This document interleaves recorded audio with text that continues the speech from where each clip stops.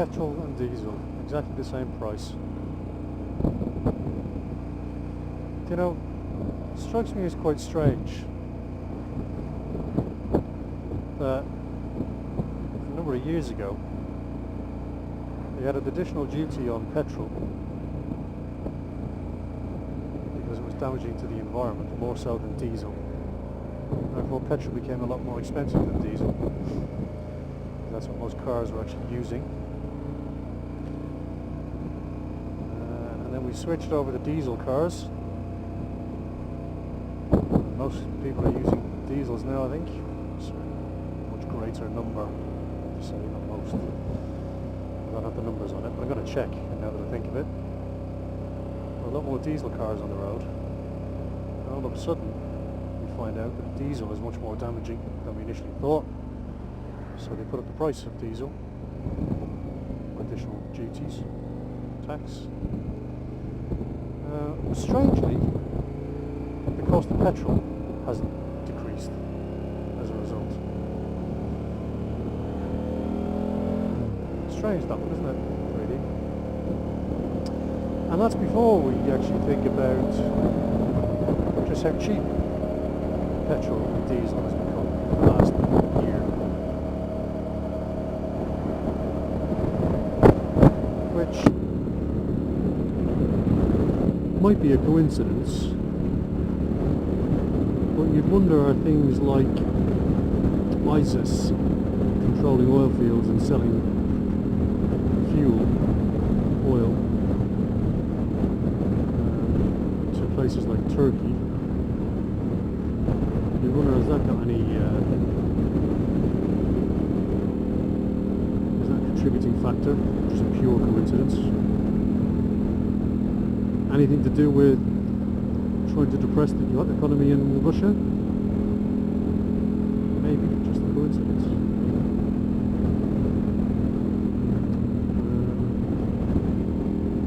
And probably just a total coincidence that the US have actually bought the size of a chunk of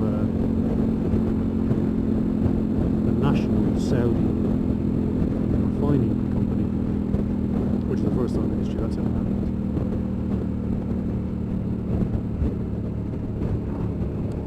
Interesting.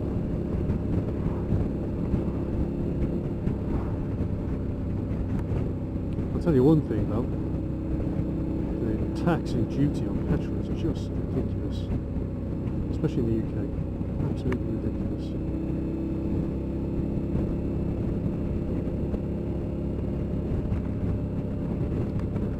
But it's good to see, even in the hysteria that's followed the vote, the referendum on the UK exit from the EU, that fuel prices haven't gone mental. It's like markets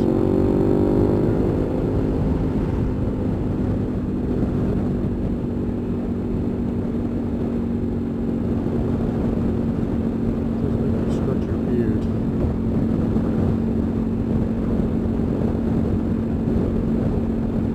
There's a question, I suppose. Even with all that fear, people are freaking out. Apart from the angels crying and causing downpours and thunderstorms in July, which is clearly what it is. It's God's retribution. I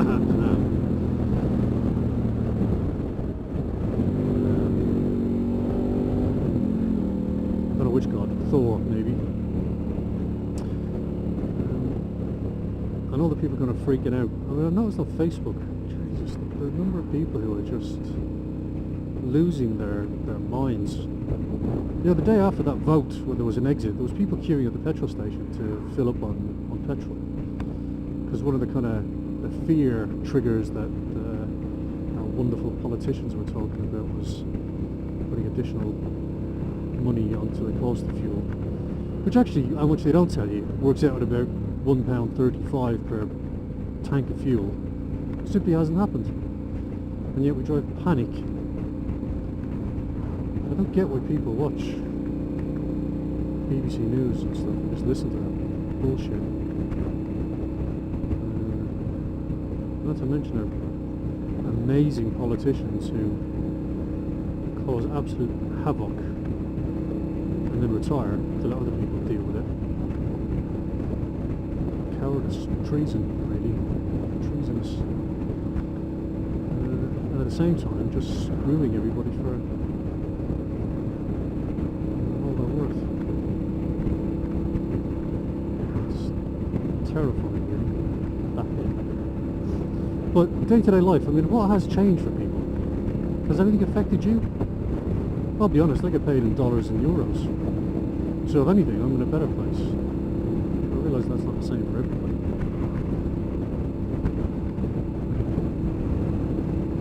And they keep talking about these kind of 31-year lows. But ever since 2008, every low we hit is a 31-year low, I think. The initial drop in currency, at least, I haven't checked it.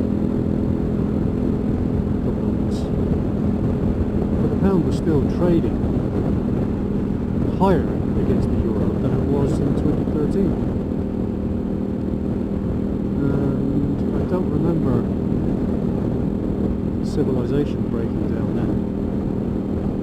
I don't remember ration cards. I don't remember running out of fuel. People are worried about their investments. Actually, that kind of stock market volatility and crash is the best time to be buying long-term investments, because these things are long-term. I mean, ignore the spikes and the dips. They're meaningless. They're essentially meaningless to you if you're invested in retiring. You know, anytime beyond 2-3 years from now. Get it, there'll be a certain percentage of people who are looking at their investment going down a bit. Extend your working life a couple of years, start a new business. But for the vast majority of it, nothing has changed. We're still in the EU. We still have EU passports. We still benefit from the single market. The hysteria is phenomenal. So, I only want to record this video because I want to kind of look back on it in a couple of years' time and think, well, what has changed? Because I'm quite hopeful that it's going to be a positive thing. You know, we're doing a trade deal outside of TTIP with the US. If you don't know what TTIP is, dodge that bullet, for sure. I'd like to think we can include trade deals with the likes of China and Australia and Canada, which are being held up by the EU. Tomato growers in Italy, as I heard it put. And a number of groups that had to be consulted for any sort of trade deal across market segments and across countries and territories in the EU was just crippling. And then I'm hoping we get a kind of Norway-style agreement.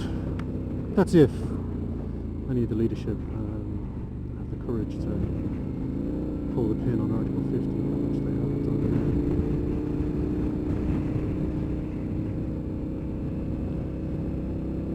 So, yeah, I want to kind of look back and get an idea of what the mood is like now versus what it's like in a couple of years' time, and what's happened.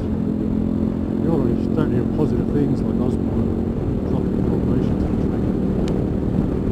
About time. I guess it's only now that he can do it. With any level of confidence. Just keeping companies here or investigators at the top of the agenda. But it's also really good news for anyone who's got a small business. Particularly if you're freelancing, looking for that recent kind of 7.5% increase in your dividends. Because, you know, the people who get off their arse and actually try and make something of their lives for them and their family and create businesses and put money back into the economy, they're the ones we should be screwing, right? I'm going to say with some sarcasm. So maybe, just maybe, we'll see a growth budget puts us in a much better position.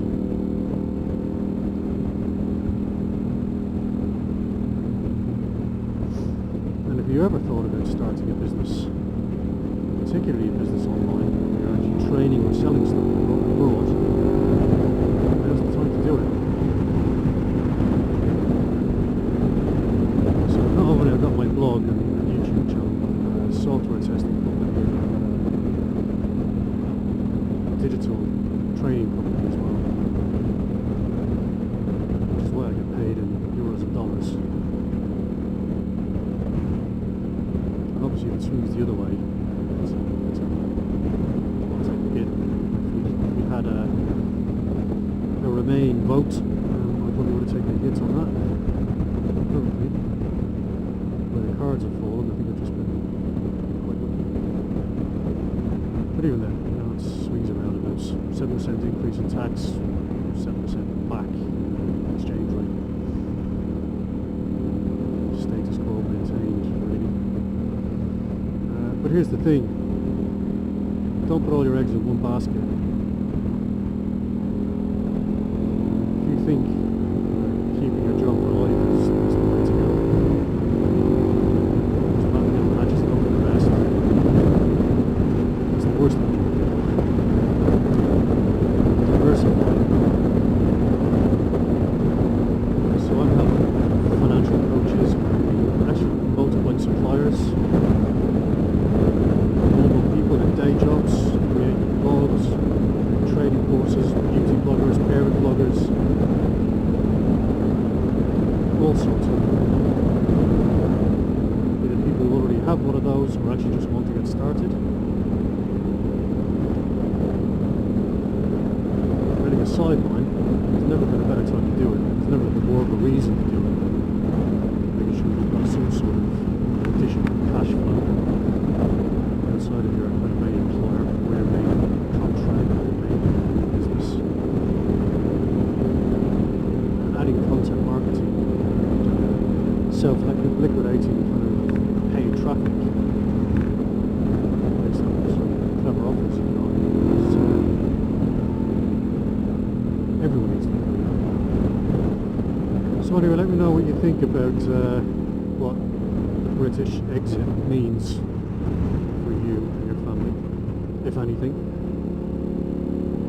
Let me know if any of you are actually have started a blog or want to start a blog. So I may actually start doing some videos on how to do some of that stuff. Because I could talk about it all day long. I absolutely love it. It's a passion. I'm quite lucky I get to work doing things that I'm quite passionate about. And those things are software delivery, large-scale software delivery and testing, online business. So if you want to know about some of that stuff, let me know, because it'll take you from literally nothing, having not much idea, to getting your blog and getting your audience sorted, and getting some offers and all that. So I could do a whole series on that if you're interested. Anyway, let me know. I'm going to go and enjoy the rest of this ride for a bit. Parts of this road joining out. And I'll speak to you next time. Ride safe. Ciao.